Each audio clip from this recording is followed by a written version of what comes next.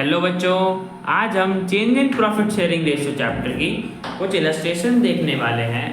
देखते हैं ये इलस्ट्रेशन हमसे क्या पूछता है। सीता, रीता और गीता तीन पार्टनर्स हैं जो प्रॉफिट शेयर करती हैं 5:3:2 की रेशियो में। उन्होंने डिसाइड करा कि 1 अप्रैल 2023 से वह प्रॉफिट शेयर करेंगी 2:3:5 की रेशियो में। उन्होंने बच्चों आगे डिसाइड करा कि वो रिकॉर्ड करना चाहती हैं जितने भी सारे एसेट्स की वैल्यू को उनको बिना इफेक्ट करे, सारी एडजस्टमेंट इफेक्ट को रिकॉर्ड करना चाहती हैं, बट एसेट और लायबिलिटी की बुक वैल्यू के साथ छेड़छाड़ नहीं करना चाहती, उनको अफेक्ट नहीं करना चाहती। ठीक है बच्चों, तो हमें उसी के लिए एडजस्टमेंट एंट्री पास करनी है, बिना बुक्स वैल्यू को अफेक्ट करे, उनको नहीं छेड़ना, बस उनका जो इफेक्ट है वो रिकॉर्ड करना है।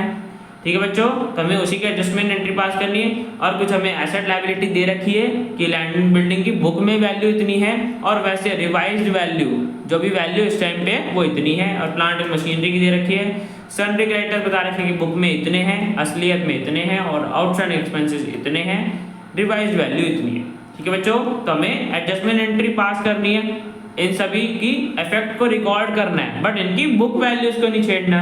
ठीक है बच्चों, तो बच्चों करते हैं। जब भी बच्चों में इस केस में एडजस्टमेंट एंट्री पास करने के लिए बोला जाए तो हम सबसे पहले नेट इफेक्ट निकालते हैं। और बच्चों नेट इफेक्ट कैसे निकालते हैं, जो भी अगर हमारे किसी भी एसेट की वैल्यू बढ़ रही होती है तो हम उसको ऐड कर देते हैं, या किसी भी लायबिलिटी की वैल्यू डिक्रीज हो रही हो, घट रही हो, तो उन दोनों चीज़ों को ऐड करते हैं। और अगर एसेट की लायबिलिटी डिक्रीज हो रही है, गिरावट आ रही है, या लायबिलिटी की वैल्यू बढ़ रही है, तो उसको माइनस कर देते हैं। देखो बच्चों, जो जब भी हमारी एसेट की वैल्यू बढ़ेगी तो उसे ऐड कर देंगे, और लायबिलिटी की वैल्यू कम होगी तो उसे भी ऐड कर देंगे। बट अगर उल्टा होगा, इसका रिवर्स होगा, एसेट्स की वैल्यू घट जाएगी तो उसे माइनस कर देंगे, और लायबिलिटीज की वैल्यू बढ़ जाएगी तो माइनस कर देंगे। ठीक है बच्चों, तो बच्चों करते हैं इस क्वेश्चन में। देखो सबसे पहले हमें लैंड एंड बिल्ड दे रखा है जो कि हमारा एसेट होता है, बुक में वैल्यू इतनी है, रिवाइज्ड वैल्यू इतनी है, तो बच्चों इसकी तो वैल्यू बढ़ गई ना, इसकी वैल्यू बढ़ गई, 50,000 की हमारी कीमत बढ़ गई लैंड एंड बिल्डिंग की। तो बच्चों हमारे एसेट बढ़ गया, और मैंने बताया जब भी एसेट की वैल्यू बढ़े तो हम प्लस में लिखते हैं उसे, तो हमने 50,000 लिख दिया, ऐड कर देंगे इसे। ठीक है बच्चों, आगे प्लांट एंड मशीनरी दे रखा है, ये भी एसेट है जिसकी बच्चों बुक में इतनी वैल्यू है, बट रियलिटी में वैल्यू इतनी है 2,40,000। बच्चों इसकी तो वैल्यू गिर गई ना 10,000 की, 10,000 से इसके में डिक्रीज आ गया, इतना वैल्यू गिर गई। तो बच्चों जब भी डिक्रीज होता है तो मैंने बताया माइनस करते हैं ना, तो decrease in value of plant machinery को हमने माइनस में लिख दिया, ब्रैकेट्स डाल दिए, माइनस की जगह ब्रैकेट डालते हैं ना अकाउंट्स में, तो ब्रैकेट डाल दिया।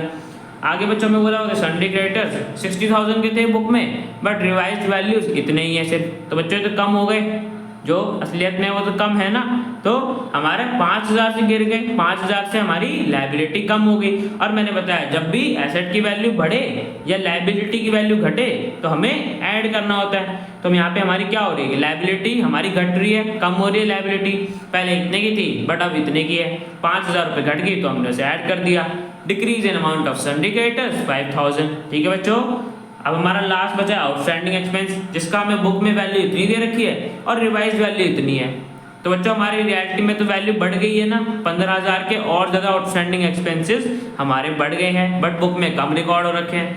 बच्चों रियलिटी में तो और ज़्यादा है, मतलब हमारे आउटस्टैंडिंग एक्सपेंस की वैल्यू बढ़ गई है। और आउटस्टैंडिंग एक्सपेंस बच्चों क्या होता है, हमारा लायबिलिटी होती है ना, जब भी लायबिलिटी बढ़ती है तो मैंने बताया हम माइनस करते हैं, तो increase in the amount of outstanding expenses minus कर दिया, ब्रैकेट में डाल दिया 15,000। ठीक है बच्चों, अब हमने चारों के देख लिया कि कौन सा इंक्रीज हमें ऐड करना है, कौन सा सब्ट्रैक्ट करना है। अब नेट इफेक्ट निकाल सकते हैं, जो लैंड एंड बिल्डिंग की वैल्यू बढ़ी थी उसे प्लस करना था, सन्ड्री क्रेडिटर्स हमारी लायबिलिटी कम हो गई थी उसे ऐड करना था। ठीक है बच्चों, प्लांट एंड मशीनरी की वैल्यू हमारी कम हो गई थी तो उसे माइनस करना था, और आउटस्टैंडिंग एक्सपेंस की हमारी लायबिलिटी की वैल्यू बढ़ गई थी तो उसे माइनस करना था।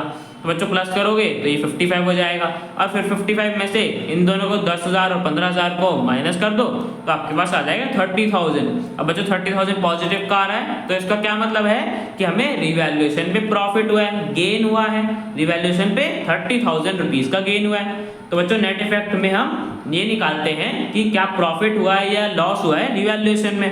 उनके अब देखो बच्चों हमने बुक की वैल्यू को इफेक्ट नहीं करा, कोई जनरल एंट्री उनसे पास नहीं करी ताकि उनकी बुक वैल्यू इफेक्ट ना हो, जो कि हमें क्वेश्चन में भी बोला हुआ था कि हमें बिना इफेक्ट करना है। तो हम इस केस में ये देखते हैं कि इस एसेट की वैल्यू बढ़ गई या घट गई, जो भी ऐड प्लस करके हम नेट इफेक्ट निकालते हैं, जो कि हमारा 30,000 आया। और बच्चों आगे हमें एडजस्टमेंट करना है, तो ये निकाल लेते हैं कि कौन पार्टनर सैक्रिफाइस कर रहा है या गेन कर रहा है। ये होगी बच्चों हमारी ओल्ड प्रॉफिट शेयरिंग रेशियो और ये होगी हमारी न्यू प्रॉफिट शेयरिंग रेशियो। बच्चों दोनों चीजें पता है, अब हम निकाल सकते हैं कि सैक्रिफाइस या गेन। तो बच्चों सबसे पहले सीता का निकालते हैं। सीता का ओल्ड इतना था, अब उसमें से न्यू इतना था। अब बच्चों ओल्ड माइनस न्यू करोगे तो हमारे पास पॉजिटिव का आ रहा 3/10, मतलब सीता सैक्रिफाइस कर रही है, सीता का प्रॉफिट में शेयर कम हो गया है। ठीक है बच्चों, रीता का निकाल लेंगे।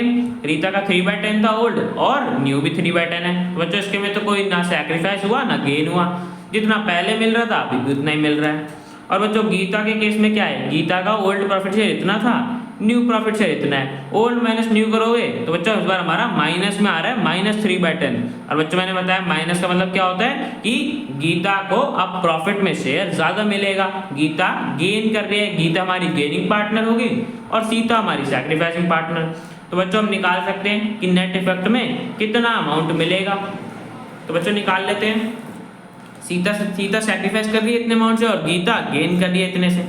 तो बच्चों इन्हीं की मदद से हम निकाल सकते हैं कि पार्टनर्स को कितना मिलेगा। सीता सैक्रिफाइस कर रही है ना, तो 3/10 सैक्रिफाइस कर रही है और 30,000 आया तुम्हारा नेट इफेक्ट, तो मल्टीप्लाई करोगे तो सीता को 9,000 रुपये मिलेंगे उसके सैक्रिफाइस को एडजस्ट करने के लिए, जो गेन हुआ है उसको एडजस्ट करने के लिए सीता को 9,000 रुपये मिलेंगे। और गीता 3/10 से गेन कर रही है 30,000, तो गीता इतना पैसा देगी, उसे गेन हो रहा है ना, तो वो सीता को इतना पैसा देगी ताकि जो सीता का शेयर सैक्रिफाइस हो गया, उसे प्रॉफिट में शेयर कम मिला है, वो एडजस्ट हो जाए उसके गेन से अमाउंट से, जो डिवैल्यूएशन में गेन हुए 30,000 रुपीज़ का, उसका एडजस्ट हो जाए। अब देखो बच्चों गीता से हमें पैसे लेने हैं ना, गीता देगी सीता को, तो गीता के कैपिटल अकाउंट को डेबिट कर दिया, 9,000 रुपीज़ देगी और सीता को मिलेंगे बिकॉज सीता का सैक्रिफाइस हो गया, सीता का प्रॉफिट में शेयर कम हो गया, तो हम रिवैल्यूएशन वाले गेन से उसे एडजस्ट करके 9,000 रुपये आया था, तो 9,000 रुपये सीता को मिलेंगे, तो 9,000 रुपये सीता के कैपिटल अकाउंट में क्रेडिट कर दिया। ठीक है बच्चों, तो इस एंट्री से जो हमारा रिवैल्यूएशन में गेन हुआ तो 30,000 का, वो हमने एडजस्ट कर दिया एक ही सिंगल एंट्री से, किसी भी एसेट की बुक वैल्यू को अफेक्ट करे बिना। हमने किसी भी जनरल एंट्री में एसेट का नाम नहीं लिखा, बस एक एडजस्टमेंट एंट्री पास करते हैं इस केस में। ठीक है बच्चों, कैसे करते हैं, सबसे पहले नेट इफेक्ट निकालते हैं। ठीक है, नेट इफेक्ट निकाल के फिर सैक्रिफाइस या गेन निकालते हैं और फिर हम निकाल लेते हैं कि कितना प्रोपोर्शनेट अमाउंट देगा पार्टनर या कौन लेगा, किसको मिलेगा। ठीक है बच्चों, वो निकाल के हम सिंगल अपनी जनरल एंट्री पास करते हैं। तो बच्चों इसी को कहते हैं एडजस्टमेंट एंट्री। अब बच्चों इसी केस पे हम एक और क्वेश्चन देख लेते हैं। तो बच्चों चलते हैं नेक्स्ट क्वेश्चन पे। ये बच्चों हमारा नेक्स्ट क्वेश्चन जिसमें हमें बता रखा है कि आशी, किरण और मधु 3 पार्टनर्स हैं जो प्रॉफिट शेयर करती हैं इस रेशियो में। 1 अप्रैल 2023 से उन्होंने डिसाइड करा कि वह अब इस रेशियो में प्रॉफिट शेयर करेंगी। तो बच्चों ये ओल्ड वाली हो गई और ये न्यू हो गई। उन्होंने डिसाइड करा कि वो इफेक्ट रिकॉर्ड करेंगी बिना बुक वैल्यू को छेड़े। किसकी बुक वैल्यू, एसेट और लायबिलिटी को बिना इफेक्ट करे वो उनका इफेक्ट रिकॉर्ड कर लेंगी, जो भी चेंजेस होंगे वो रिकॉर्ड कर लेंगी बिना उनकी वैल्यू को छेड़े। ठीक है बच्चों, तो जैसा हमने पिछले क्वेश्चन में करा था सेम वही स्टेप्स लगाने हैं हमें। लैंड एंड बिल्डिंग दे रखा है, प्लांट एंड मशीनरी, सन्डी क्रेडिटर्स।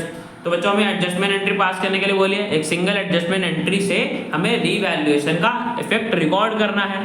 तो बच्चों करते हैं, मैंने बताया सबसे पहले नेट इफेक्ट निकालते हैं। बच्चों नेट इफेक्ट कैसे निकालते हैं, अगर हमारी एसेट की वैल्यू बढ़ रही हो तो उसे ऐड कर देते हैं और लायबिलिटी की वैल्यू घट रही हो तो ऐड कर देते हैं। तो बच्चों देखो सबसे पहले यहाँ पे क्या है, लैंड एंड बिल्डिंग हमारा बुक वैल्यू बुक में है 5,50,000 का, बट असलियत में रियलिटी में 5 लाख रुपीज़ का है। तो बच्चों इसकी तो वैल्यू गिर गई ना, लैंड एंड बिल्डिंग की हमारी वैल्यू कम हो गई, 50,000 रुपीज़ से कम हो गई। तो बच्चों जब भी लैंड एसेट है हमारा और एसेट की जब भी वैल्यू घटती है तो हम माइनस करते हैं, तो decrease in value of land and building हम माइनस करेंगे, इसलिए माइनस का साइन हटा के हमने ब्रैकेट्स डाल दिए बिकॉज अकाउंट्स में ब्रैकेट यूज होते हैं। तो 50,000। ठीक है बच्चों, आगे बच्चों में प्लांट एंड मशीनरी में बता रखा है कि बुक में इतनी वैल्यू है बट रिवाइज इतनी वैल्यू है। ठीक है बच्चों, चेंज होकर रीवैल्यूएशन में इतना आया है कि अब प्लांट एंड मशीनरी की करेंटली वैल्यू ये है। तो बच्चों वैल्यू बढ़ गई, 10,000 रुपये बढ़ गए। और जब भी मैंने बताया प्लांट एंड मशीनरी हमारा एसेट है ना, जब भी एसेट की वैल्यू बढ़ती है तो हम उसे ऐड कर देते हैं। तो increase in value of plant and machinery को हमने ऐड कर दिया 10,000। और आगे हमें लास्ट बोला हो तो सन्ड्री क्रेडिटर्स, बुक वैल्यू इतनी दे रखी है, रिवाइज वैल्यू इतनी है। अब बच्चों क्या हुआ है, सन्ड्री क्रेडिटर्स हमारे कम हो गए ना, हमें अब कम लायबिलिटी पे करनी है, कम क्रेडिटर्स को पे करना है, 10,000 रुपये नहीं देने। 10,000 रुपये से क्या हुआ है, हमारी लायबिलिटी कम हो गई है, decrease in amount of sundry creditors.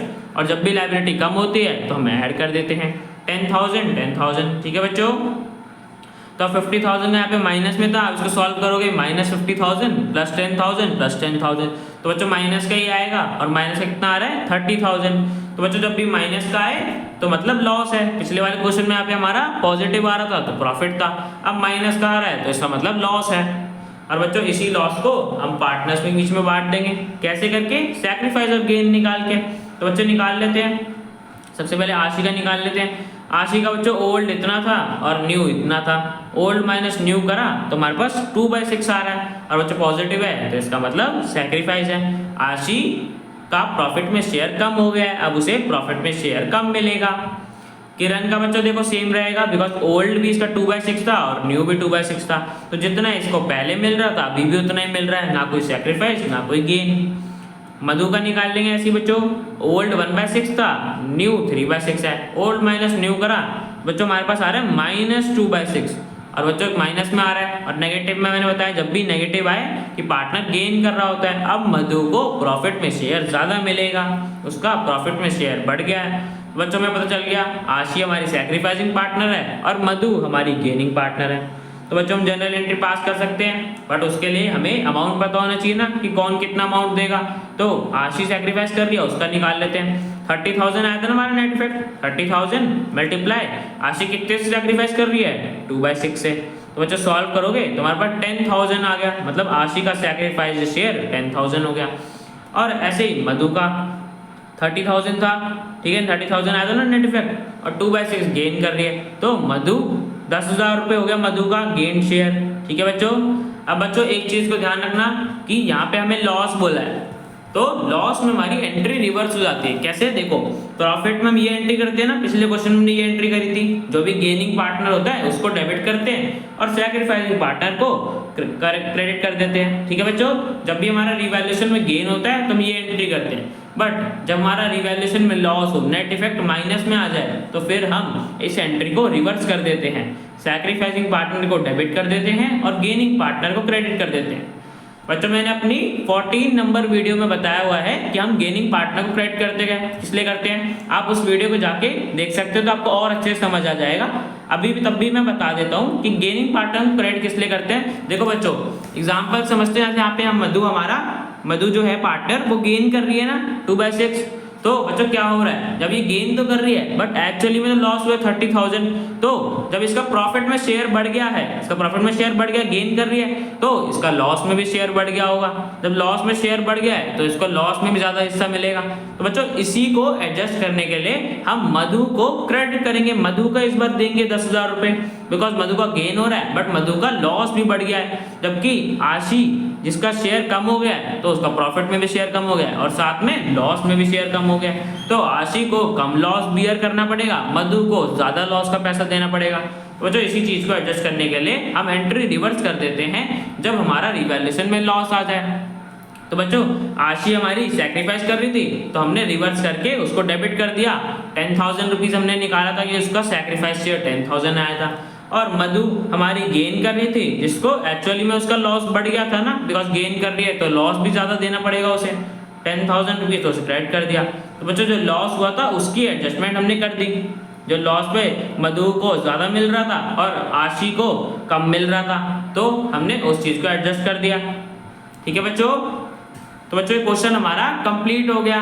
अब बच्चों मिलते हैं नेक्स्ट वीडियो में।